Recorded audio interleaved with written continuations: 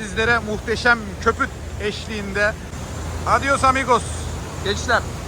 İstanbul'da böyle bir denize. Adalar işte abi. Cuma'ya geldik Selo. Mevlüt'e mi geldik, Cuma'ya mı geldik? İnşallah iPhone hasarı çıkmaz.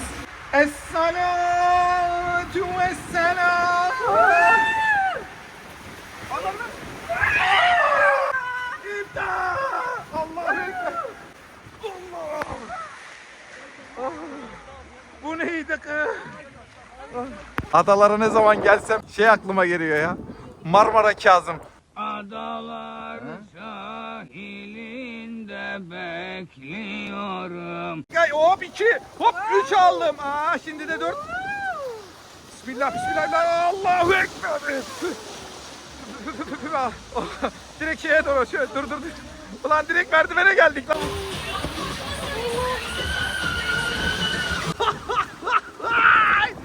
Araba terapideyim araba. Tebbet yada Ebi Lehebin ve